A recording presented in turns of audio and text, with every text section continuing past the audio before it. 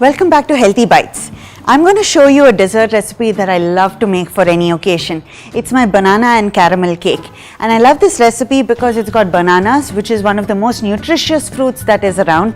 And it's also got jaggery to add as the caramel base. So let's start making it.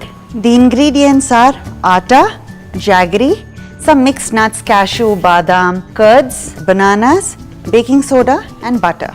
So the first step is to make the caramel. So choose a pan wherein you can see the color changes. Make sure it's not a dark bottom pan, and all you do is add about, say, a little less than quarter cup of butter to it and a similar amount of jaggery.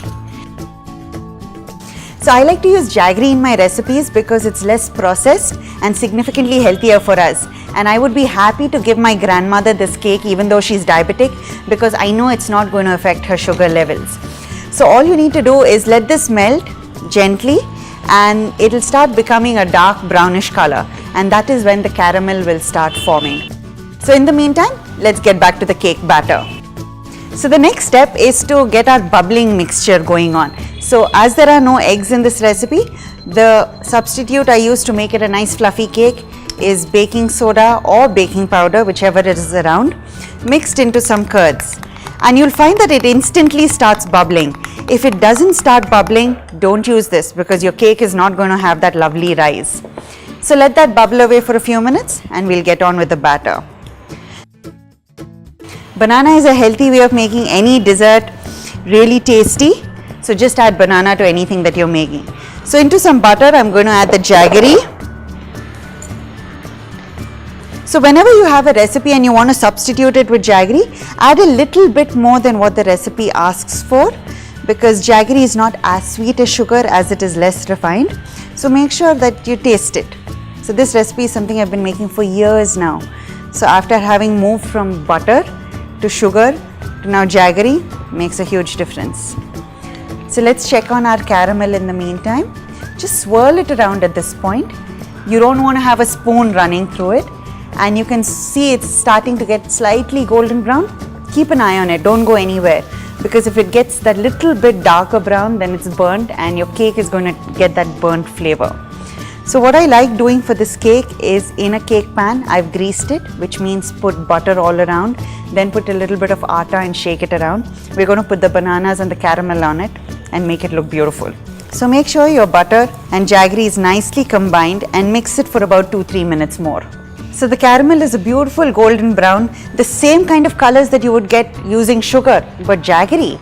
And you know what? Significantly healthier. So while it is still warm, just pour it into your pan and swivel it around.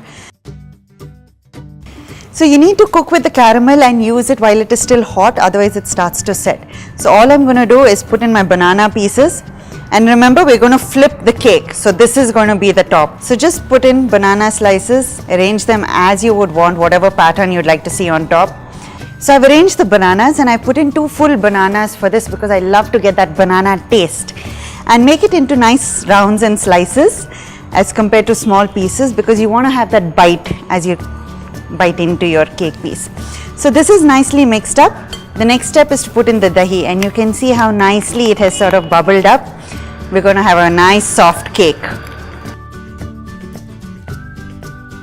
So put in the dahi, and this is where I like to put in the atta. Now I don't use maida in any of my recipes because maida is processed. It is refined that extra step, and then what's the use of all the goodness going out of it? So every time wheat is processed, it becomes maida, and the wheat germ or that husk of the wheat is actually fed to the cows. So there's nothing healthy in atta or even maida, especially maida. There's nothing healthy. A lot of the times I substitute all the atta recipes with millet flours because there's so much more nutrition in millets. But I've realized that millets in cake are not brilliant because they don't always give that soft rise, and whatever it is, taste and texture is very important.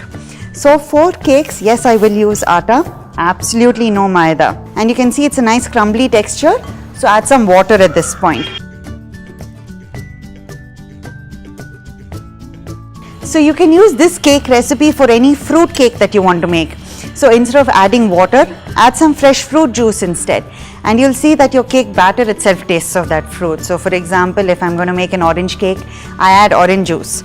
I don't like to add pieces of orange in the cake because it becomes very watery and it feels a little undercooked.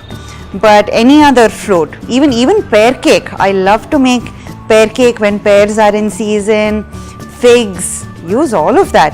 I mean, they're brilliant sweeteners and excellent nutrition that's going to come out of a piece of cake. So this is done. At this point, I'm going to add the rest of the baking soda and some nuts.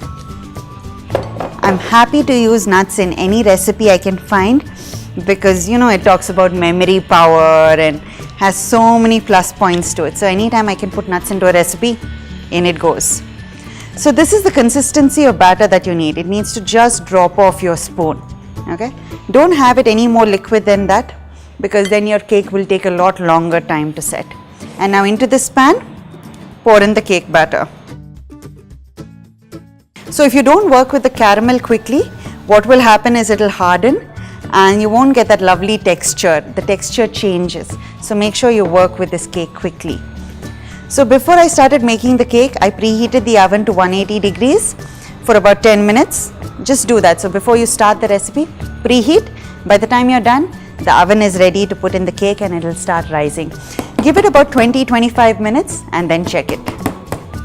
So the cake was in the oven for about 25-30 minutes and you'll know it's ready when you take a knife, or sometimes I use my mother's old knitting needles, and just stick it into the center, and it needs to come out clean. So when it's clean, you know it is completely done. The second way of testing it is just press it. It needs to be a little firm. Sometimes what happens is the crust may cook while the bottom is still liquidy. So even though your knife will come out clean, the inside is not cooked because the crust is cooked. As you pull out the knife, it's sort of all the liquidiness stays in the cake itself. So just let it cool for about 10 minutes and then I'll turn it around. Okay, just put it down, and what you want to do is tap it a couple of times. Okay, and as soon as you hear it rattle, you know the cake has come off. This is always dicey. You never know what has actually happened. Okay, lift it up. And that is my banana and caramel cake. A wonderful alternative to a healthy cake. It's really good because of the bananas and the fact that I've used jaggery and wheat as sweeteners, and something fantastic to make for an occasion.